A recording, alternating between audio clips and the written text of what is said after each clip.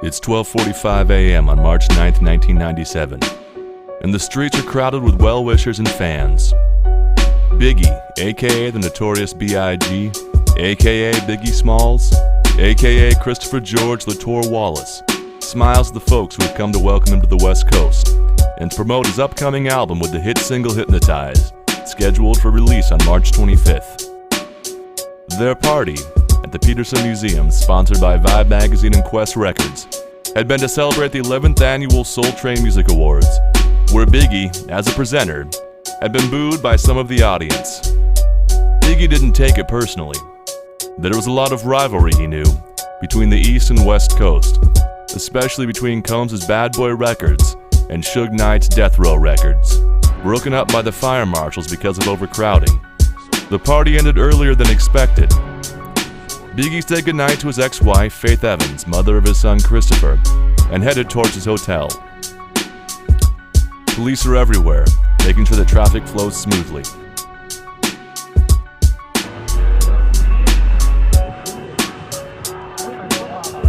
The SUV waits. Others in the car include D-Rock Butler, a junior mafia member, Little Cease, and the driver, Gregory G. Money Young. A white Toyota Land Cruiser makes a U-turn on Wilshire and cuts between Biggie's car and the Chevy Blazer behind, carrying his bodyguard and Bad Boy's director of security. At the same moment, a black Chevy Impala pulls up alongside Biggie's car.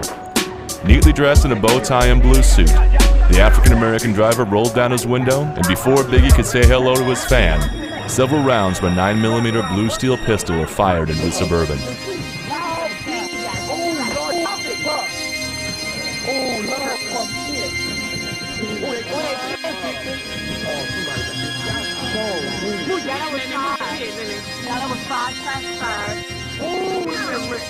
Y'all pick up the car, please. I'm ready to go.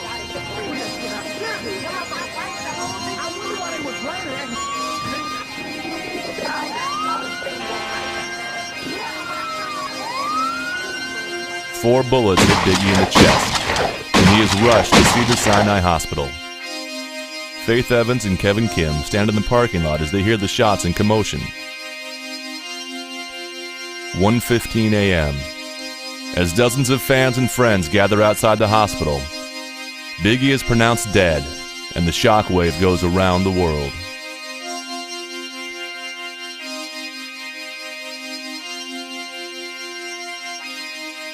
This was the second rapper death in 6 months.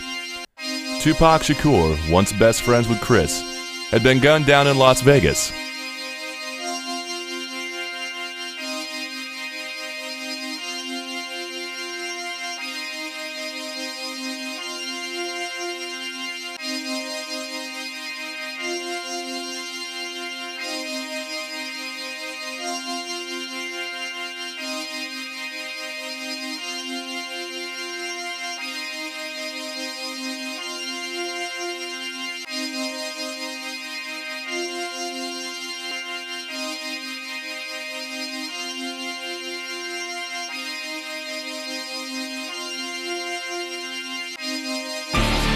Originally an East Coast guy, he and his family had moved west. The talk was about an East-West rivalry, with Tupac and Biggie being the main events.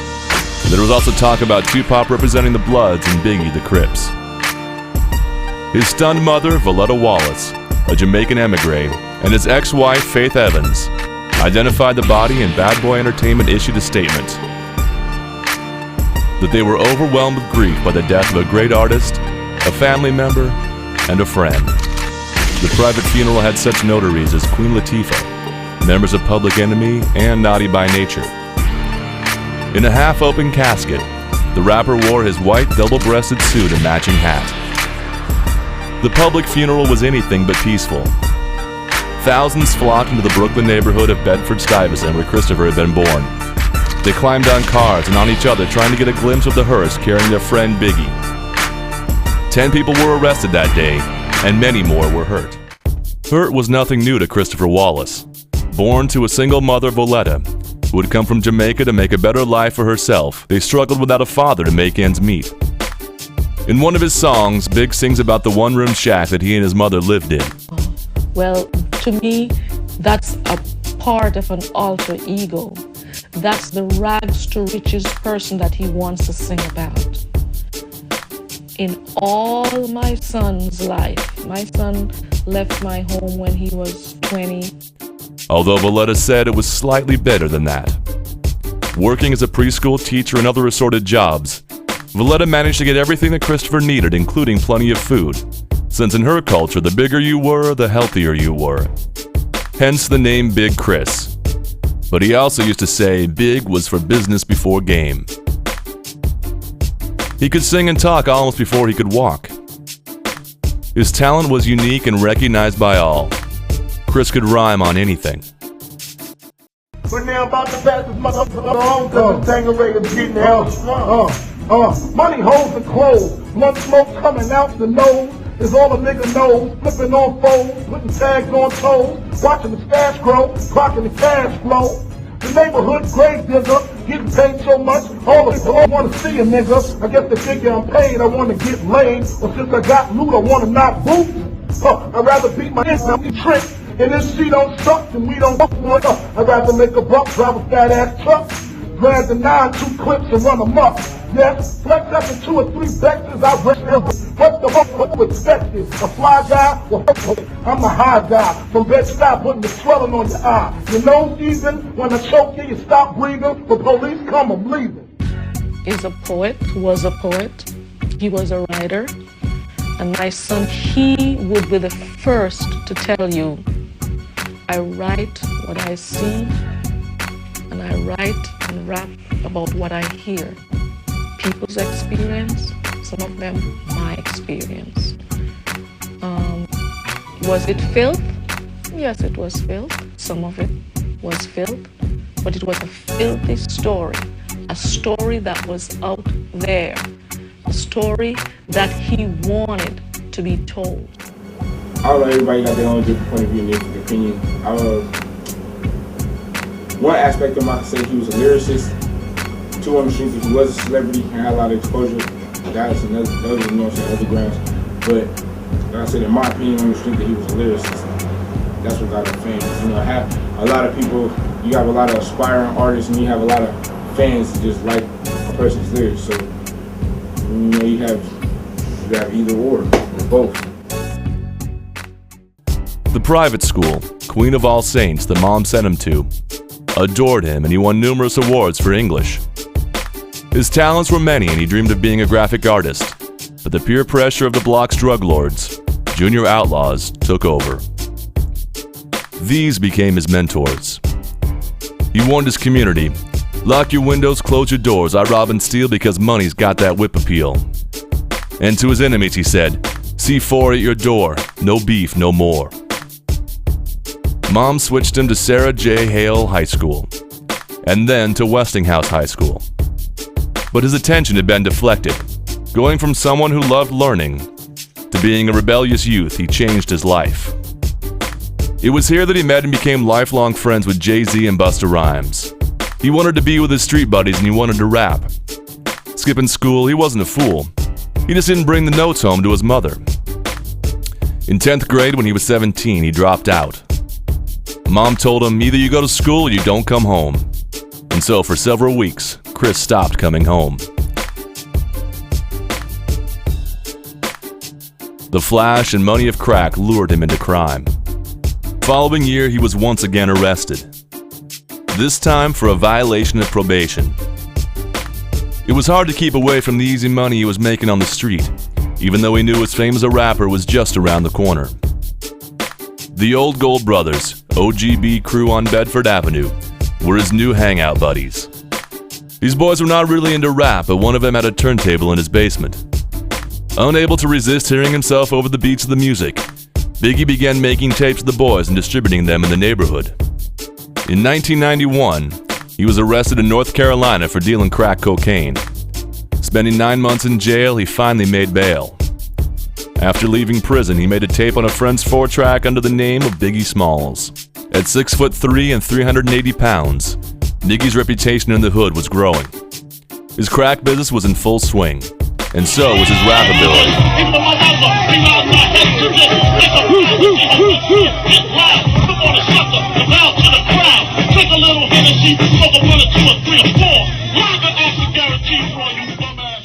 He had true street credentials.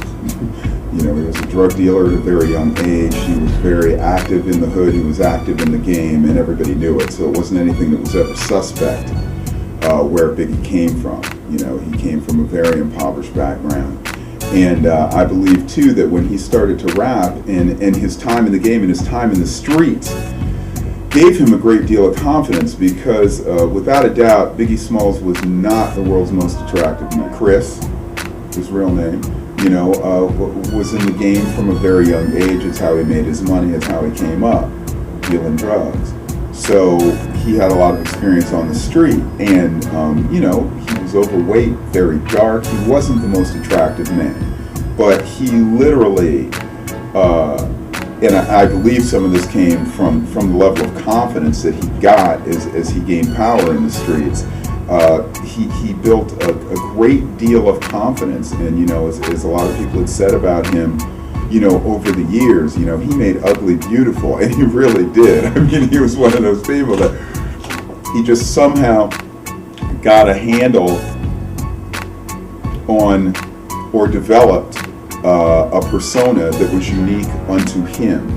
And his confidence was unshakable. And of course, as a rapper too, when you're going that direction, you know, making these prideful, boastful remarks in your lyrics, confidence is a key factor, and he just had bucket loads of confidence. And so that was what I believe is one of the major things that made him so successful. And then, of course, his collaboration with P. Diddy, you know, who was, again, at the time, a young up-and-comer, but insanely aggressive, who really had a vision for where he wanted to go and what he wanted to do. And the two of them as a team were just unstoppable. I think what Biggie has been able to do that most other artists have not been able to do is to maintain his legacy all these years past his death. The only other artist, obviously, Tupac Shakur, and so the you know, the connection that they had factors into that. But you know, people are still sampling from Biggie to this day. New tracks come out to this day, and I believe that will continue. I mean, as far as people in the rap pantheon, he's right at the top, and I believe will remain that way.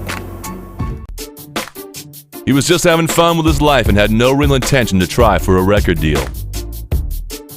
His big break came when one of his tapes found its way to DJ Master C, who had previously worked with Big Daddy Kane. C gave Big's tape to the editor of Source magazine for their unsigned hype column, which was dedicated to aspiring rappers. Their idea had been to produce a record with several of the unrepresented artists, an almost unheard of move at the time. Somehow, Sean Puffy Combs, a record executive at Uptown, heard the tape. Blown away, he had a winner. He kept rewinding and playing the tape. Arranging for a meeting with this new talent, he signed Big immediately, and arranged for him to work on remixes for Mary J. Blige, Supercat, and Nina Cherry. Real Love was his first big exposure, and it lit up his name. Although the Wu-Tang Clan had slowly built up an East Coast underground, when Biggie crashed into the charts, he became a star right out of the box. His ability to visualize his stories, and his voice, charisma for a big dude.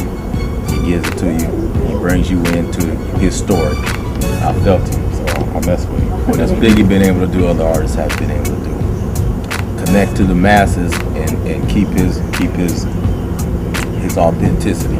I hate that phrase, keeping it real. It's the most worn out phrase there ever is, but he was able to stay him and bring people to him instead of him go to the people. The whole first Ready to Die is not a song on. I like all of it, but I take that whole album as one piece. You know what I mean? It's a classic. The way it's put together, whatever everything's going on, stories telling where it's coming from. So I said Ready to Die. That's my one song. Biggie real alive today, where he'd be in 10 years. Man, that's hard to say. The realities has changed, yeah, so much, so different. I don't think he'd be rapping. He'd be some type of character, though. He had a big personality, so he'd be doing something big. But I don't think he'd be rapping. I don't even think he would want to be rapping, like, in this climate at least. You know what's going on. I don't know. He'd be doing whatever he wanted to do. I think he's a dude who can do, he figured out to do, he could do whatever he wanted to. So he'd be doing whatever he wanted to do right now. The stakes were raised higher now. Before Biggie, you might put on anything. Now you gotta come correct, cause this cat is spending time on it. He took the name of the notorious B.I.G., and this was what he kept. Combs knew it was not a matter of if Big's music was gonna make dope, but how much dope they would make. I had the master plan, I'm in the caravan. On my way to Maryland with my man 2Tex to take over these projects. They call us 2Tex, he totes 2Tex. And when he starts a buzz, he likes to ask who's next. Finding out the Big was still selling dope, Combs made him quit. In Big's words, I was a full-time 100% hustler, selling drugs, waking up early in the morning, hitting the set, setting my shit till the crack of dawn. My mother going to work would see me out there in the morning. That's how I was on it. On August 4th, 1994, Big married R&B singer Faith Evans, 10 days after meeting her. Crowned the first lady of Bad Boy, Faith had her own album before Chris had his. Now Shakur accused Big of setting him up in a robbery since they had both been recording at the same studio. Shakur was shot 5 times with 2 shots grazing his head. $40,000 had been stolen from him. While I'm in jail, strangers is telling me, yo, you don't know? Biggie homeboy shot you. Cause they bragging, they telling they niggas in jail, yo, we just got popped, woo, woo, woo. And that's why what I'm doing, I know what I'm doing, I'm destroying them. I'm destroying them. I was more in the mind frame of keep your mouth shut, Big. You know what I'm saying? Just don't feed into it. If you feed into it, it's gonna do nothing but escalate. You know what I'm saying? I knew it wasn't true. Or at least what I knew I was getting blamed for wasn't true. I can't speak for nothing else. You know, I wasn't there. But I know what he was blaming me for wasn't true. So it don't make no sense me sitting there trying to make records or hit magazines and TVs screaming how it ain't true. You know what I'm saying? If it ain't true, I just gotta take it. Biggie visited his friend in the hospital and spoke to Shakur's father. Despite the visit, Shakur succumbed to the rumor that Biggie had tried to hurt him. The East Coast tension heated up and centered on the hardcore rappers. Venom was directed east by members of the California gangster clique and those associated with Knight, even though both Combs and Knight denied any rip in the rap world. Shakur was serving time for his role in a gang rape as Big's first album emerged. Interesting that Big's first big disc was called Ready to Die. Biggie described his debut as a bit pie with each slice, indicating a different point in my life involving this shit niggas from beginning to end. Produced mostly by Easy B and with additional cuts by the Blues Brothers, Trackmasters, and Lord Finesse. Heavy with R&B sound, it was a mixture of gangsta subject matter and East Coast rhyme. It quickly rose to number 15 on the Billboard 200 chart and eventually certified platinum 4 times over. Rolling Stone magazine described it as a contrast of bleak street visions and being full of high-spirited fun, bringing the pleasure principle back to hip-hop. According to the music editor, Biggie had single-handedly shifted focus back to East Coast rap. Hey, I hope you enjoyed the video. Like I told you, we were going to get my man on the set. No doubt. If I call you Big Papa. It's all good, man. That's all right. Yeah. Now, we talked about Bad Boy Entertainment. We talked about some of the other projects you did. One of the cuts right now that's jamming on the scene and it's just featuring you is Total. You know, you hook up with those young ladies. How did that work out, that whole... Well, they signed the Bad Boy, you know what I'm saying? And, like, they helped me when I, like, the hook on Juicy. Okay. And I got a song on my album, One More Chance. They did the hook on that, you know what I'm saying? So it was basically like the same road I took, doing little cameos. They coming out with my own joint, so they did their little cameos. When it was time to do their joint, you know, I had to bless them with the, you know, hit them off. The song that you did with Method Man's gonna come out as the next single or what? Nah, you know, don't think so. Left's doing this thing right now, you know. I appreciate him helping me with my joint. It was tight. But, you know, it's time for him to do his thing, time for me to do my thing. It's just a classic. That's one of them little classic choices you can always listen to. A lot of people like that. I know that. That's why a lot of people say that. Well, we don't want to hold you up here. It's all good. You know, we wanted to talk to you. We wanted to talk to you. We got a chance to talk to Big Papa, Biggie Smalls. Which one of the songs on your album? You got to let the people know which one of the songs on your album is your favorite. I know you said it's all tight and you liked it all, but you know. My favorite joint is Everyday Struggle. That's my favorite joint because, like, I'm from the hood, you know what I'm saying? Like, all my peoples can relate to every word of that, you know what I'm saying? Growing up in Brooklyn, that's just how it go. And I'm listening to you talk about that struggle. You mentioned, I know I've heard you in interviews talk about the life that you came from and the changes that you made to move forward. Can you speak a little bit of that? Because we're in the inner city environment. We got a lot of young people watching and looking up to Biggie, you know? Give them some words of advice and some words of where you've been and where you're going. I figure like this, you know what I'm saying? I was living a life of crime, you know what I'm saying? And the right people heard my material, and I just happened to be lucky and got off the streets, you know what I'm saying? And I'm not going to be the one to tell somebody not to hustle, you know what I'm saying? Because I used to hustle to feed my family, and I know people that still hustle to this day to feed their family. Only thing I can tell somebody is just to be careful, you know what I'm saying? Whatever you're doing it for, do it for a reason, you know what I'm saying? Don't just be one of them knuckleheads that just want to sell drugs because the rest of the niggas are selling drugs, you know what I'm saying? That's stupidity. You know what I'm saying? If you got to do it because you got to do it. You know what I'm saying? I can't tell somebody not to use drugs because I smoke weed. You know what I'm saying? Whatever you going to do, just do it for a reason. You know what I'm saying? Don't be the fool to just sit back and do it because somebody else is doing it. Because the only thing you're going to do is follow in somebody else's footsteps and you're just going to be a shadow. Who will be a shadow for the rest of their life? You know what I'm saying? If you got to know something that you know how to do, progress at it, keep trying. I mean, God knows what can happen. You know what I'm saying? That's what I did. Just kept on rapping. Just happened to get to the right ears. You know what I'm saying? And it was Junior Mafia kind of rowdy. All right, we're going to get them on the set in a minute, Junior Mafia in the background. But that's cool. Do you think you're going to do a video with the Brat for the single you guys did? Nah. I ain't going to do the remix thing and all of that, because y'all know. Nah, that's my girl. That's my girl. Think y'all going to do that? Nah, see, on my new joint, though, I just did a joint called One More Chance. That's about to drop soon. Okay, so hopefully by the time, you know, we get ready to put this together, they'll have the video out. Oh, no doubt. No doubt. That's in the presses right now. All right. Yeah, so it's going to be a hot one. You know, I got to come correct for Brooklyn.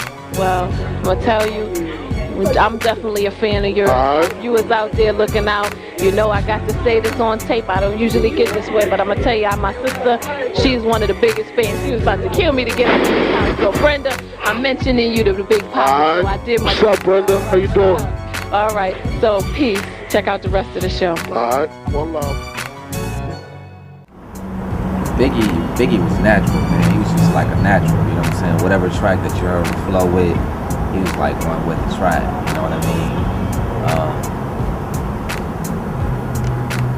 But yeah, basically that's it. I mean, he just had a lot of dexterity, you know what I'm saying, about his gift. You know what I'm saying? You know it was a gift, you know what I mean?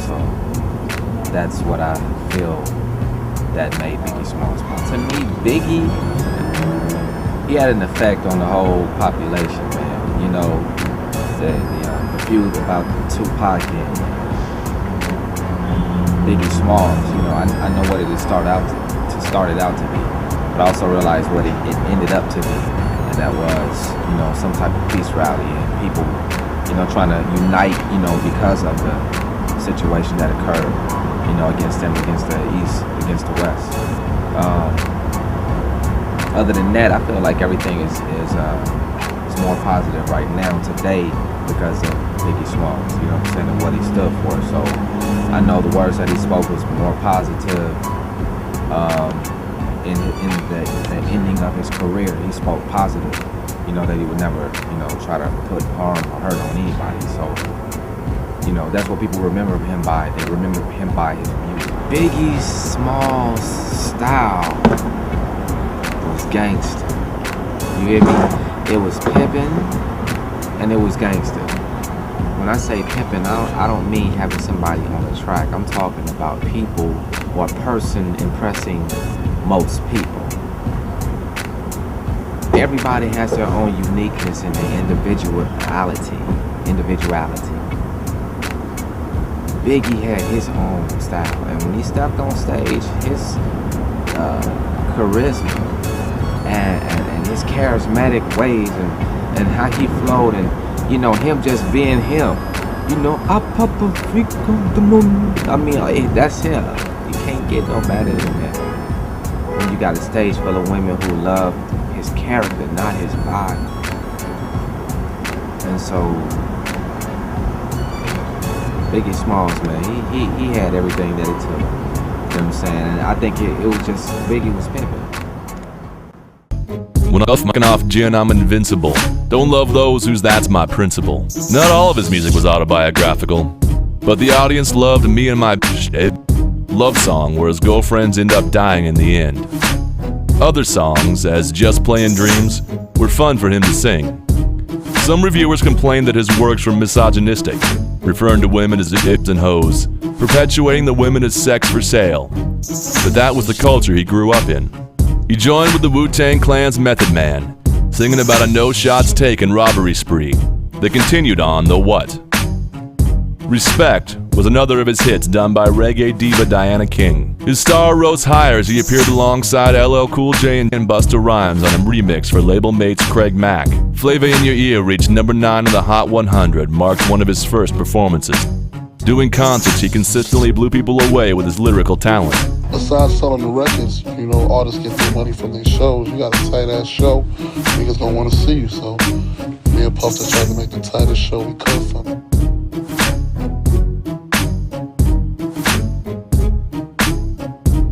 Anything we could do to get the crowd crazy, anything we could do, we just do it. If I wasn't such a big nigga, I'd have been jumping in the crowd too, but I ain't really with that. November 1994.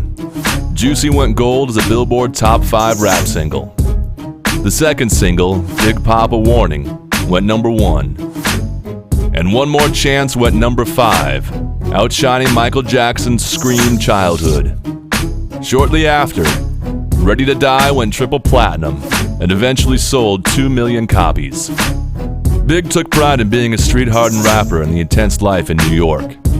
He liked being able to talk about conditions in the neighborhood and how it had deteriorated in his lifetime from fistfights to semi-automatics. Some of his lyrics might have been exaggerated, but it increased sales. Well, for one, like my homeboy just said, he was a fat nigga who had all the business. He had all the money. It's like when you got money, it really don't matter what you look like. You know what I'm saying? You look like Skeletor with all them shit. But the nigga had a wonderful flow though. His flow was awkward. You know what I'm saying? That's what made it different from everybody else shit, because he ain't have no just. His shit was unorthodox. You know what I'm saying? Like my shit, it's unorthodox. You know? Can't compare him to nobody. What he did was sort of like what LL Cool J did, but it's not though. Because you know what I'm saying, LL Cool J was more of a lovey-dovey ass nigga, some lovey-dovey shit.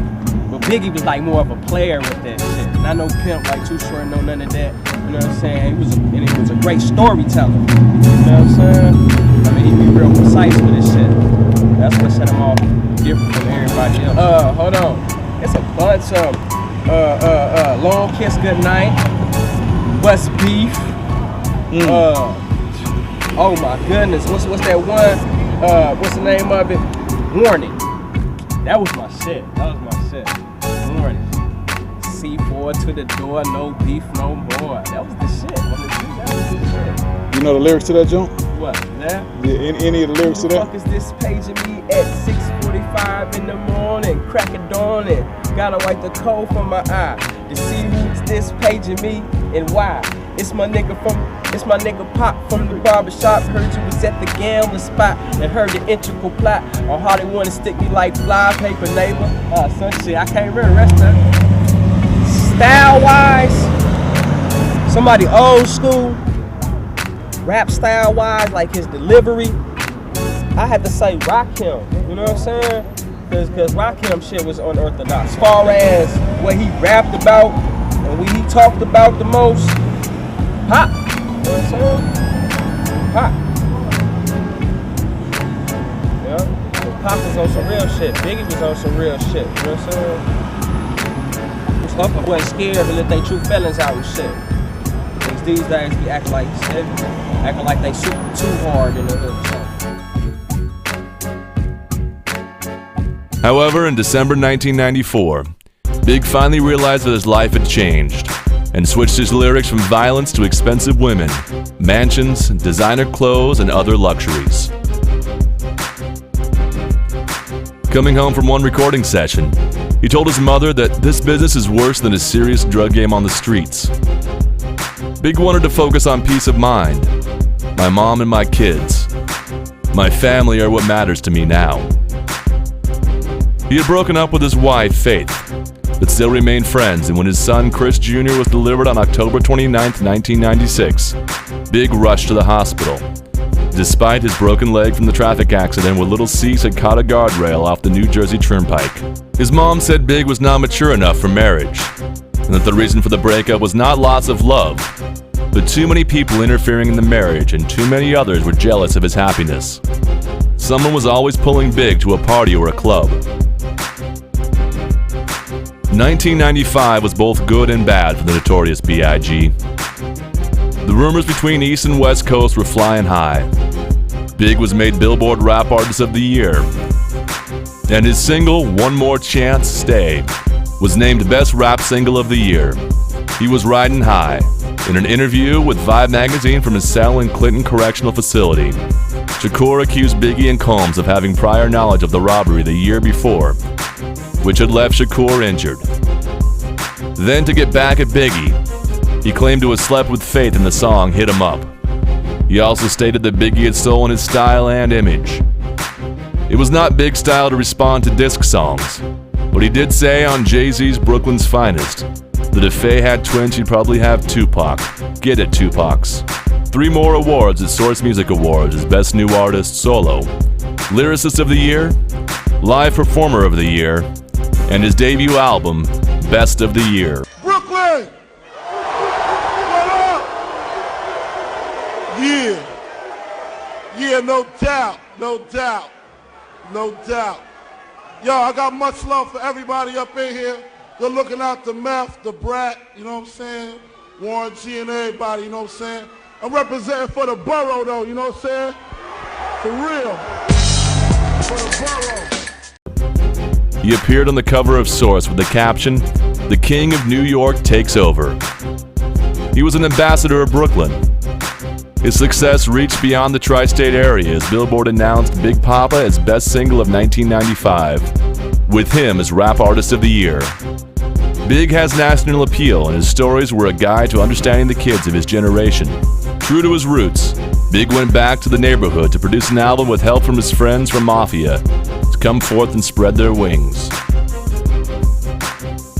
Biggie described his secret of using onomatopoeic vocals to warm up, the at the beginning of Hypnotic and Big Papa.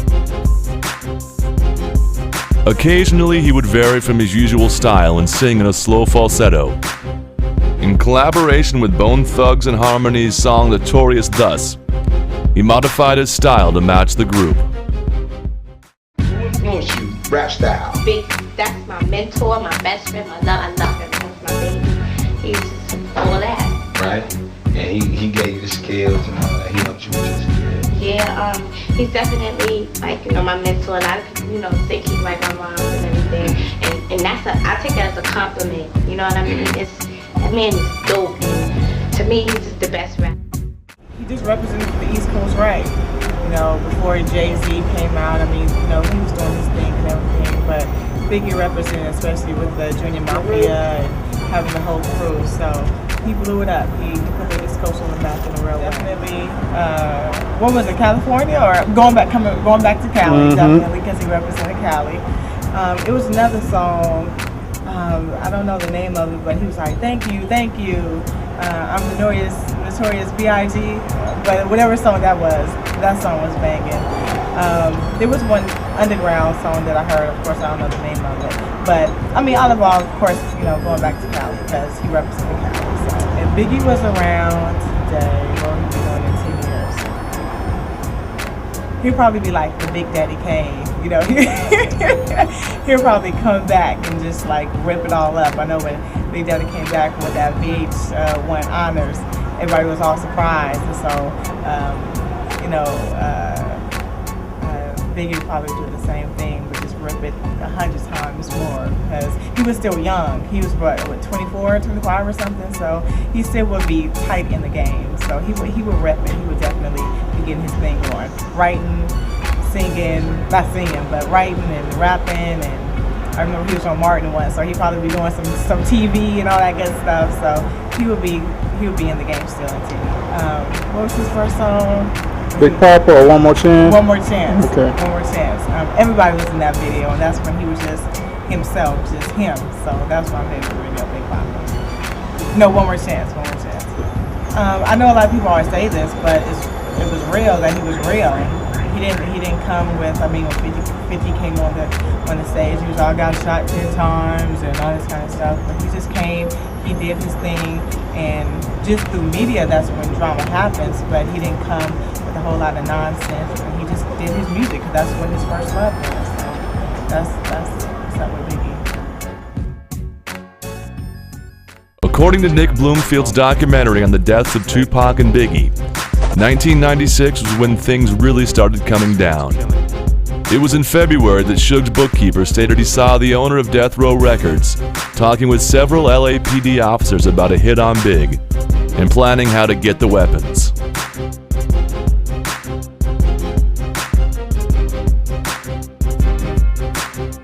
Sometimes feeling harassed by his fans, Big lashed out. Saturday, March 23, 1996. He lashed out against 2 autograph seekers and was forced to plead to second-degree harassment. For that, he was sentenced to 100 community service hours. It was apparent that despite what he had promised Combs, he was not through with drugs. In July of that year, he was arrested at his Teaneck, New Jersey home for drug and weapons possession. The following month, a car crash shattered his left leg and left him confined to a wheelchair. The drugs, the accidents, and the legal battles greatly slowed down the production of album number 2, called Life After Death, Till Death Do Us Part. His plans for Life After Death was to be a 24-song double-disc collection. It was to have established Big as one of the greatest MCs ever. And it did. In early 1997, the court ordered Big to pay a fine of $41,000. This centered around an incident in May 1995 following a friend of a concert promoter who claimed to have been beaten and robbed during a dispute with Big. The robbery charges were dropped, but the criminal assault remained unsolved. September 7th, 1996. Tupac is killed in Las Vegas. Big did not want to believe it. He said his friend had been immortal and always bounced back. I was more shocked than anything, you know what I'm saying? But I wasn't more shocked of him dying, I was more shocked of him. Pac is a strong dude, yo. I know dude, you know what I'm saying? Right. He's real strong. So when they was like, he got shot, I was just more like, again? You know what I'm saying? He always getting shot or shot at. He gonna pull through this one again, make a few records about it, and it's gonna be over, you know what I'm saying? But when he died, I was just like, whoa. You know what I'm saying? It kind of took me by, even though we was going through our drama, I would never wish death on nobody, you know what I'm saying? Because ain't no coming back from that. So it kind of turned me down a little bit. But at the same time, you know, you gotta move on. You know, I felt for his moms, for his family or whatever, but, you know, things gotta move on, you know? Rumors of Big's involvement surfaced almost immediately. Part of that was because Tupac's bodyguard, according to Nick Bloomfield, had been told to upset Tupac and make him think the Crips were there to hurt him. I was just asked concerning Orlando Anderson to say that Tupac and I had seen him earlier at the MGM when we were over there and Tupac was gambling, to say that he had snatched off a chain off of Tupac's neck. I was told to say that. I was told to say that the night before Tupac died, which was the 12th. Despite his protests of not having been involved, he he refused to attend the anti-violence hip-hop summit, and many criticized him for that. His excuse was that he didn't have time for drama anymore. He wanted to get back to his music. He had learned hard lessons from the success, fame, notoriety, excess, and greed. Big's death went down almost 6 months after Tupac's. The LA Times reported the Southside Compton Crips might have killed Big in retaliation for bad boys not paying them security money. Life After Death was released earlier than planned. On March 24, 1997, 15 days after his death, it broke records the first week of sales, despite the street violations, and went even higher than the Beatles' anthology.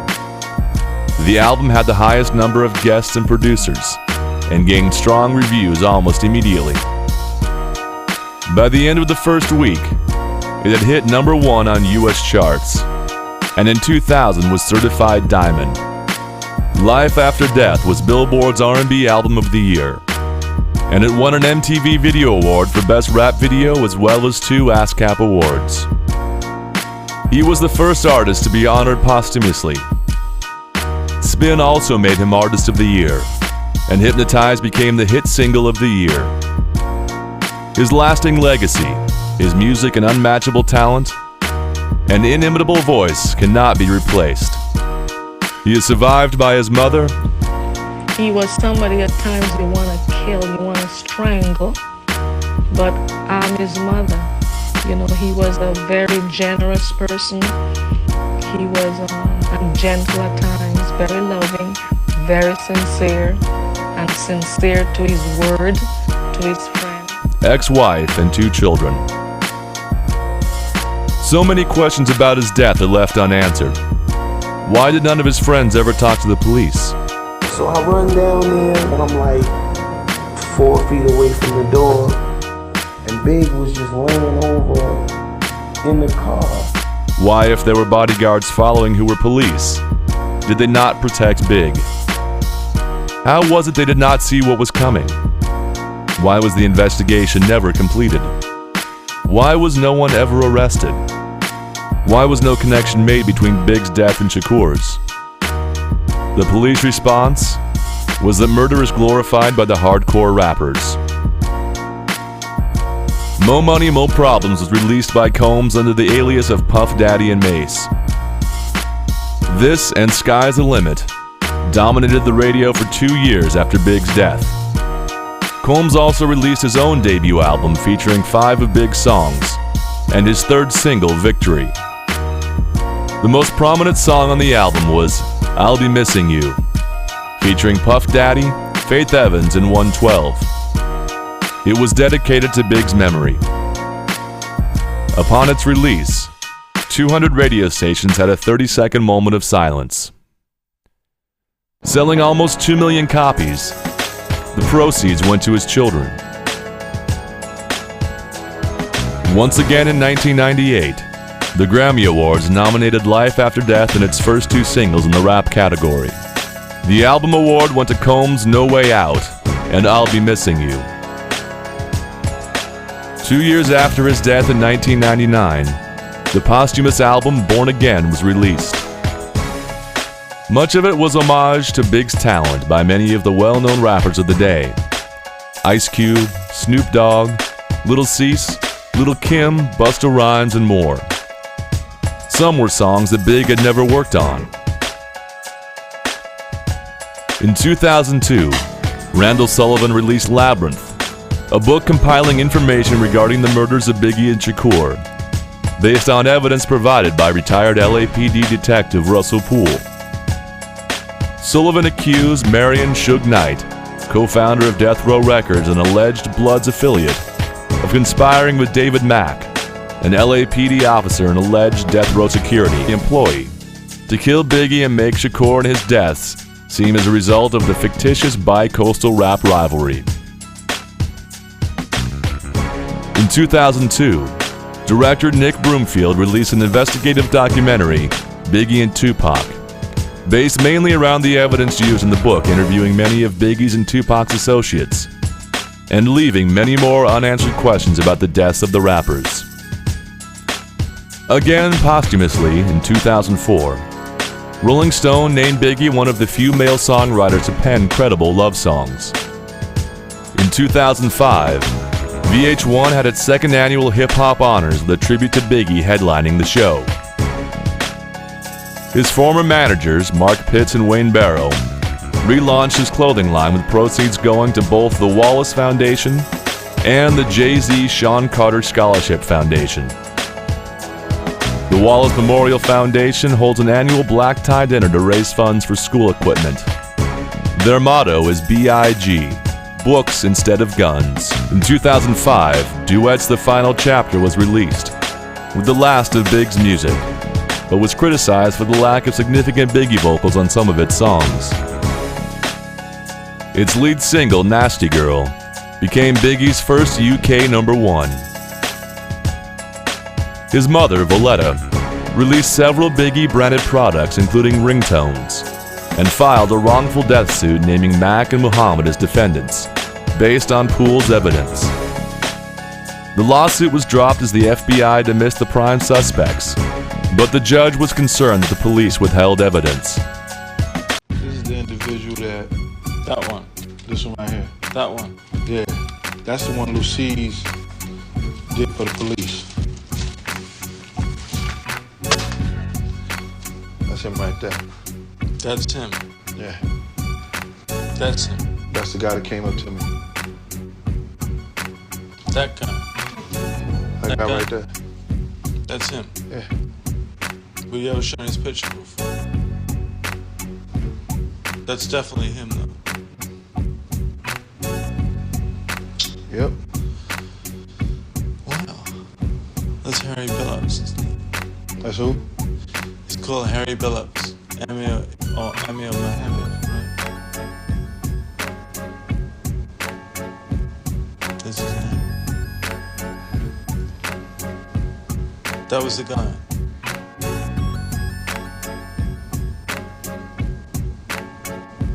I can really remember a face that well. You'd be surprised why.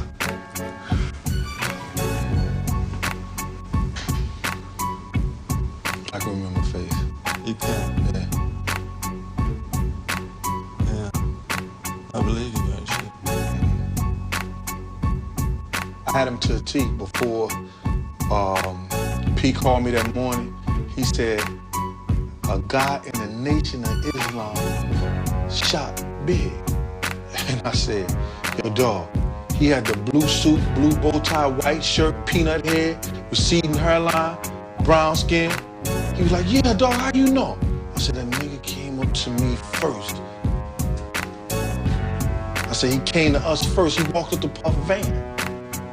And I got him off. And he was like, get the fuck out of here. I was like, yeah, straight up for real. He came up there first. He was able to get the criminal investigation reopened the following year, with new claims against detectives Rafael Perez and Nino Durden as affiliates of Death Row Records.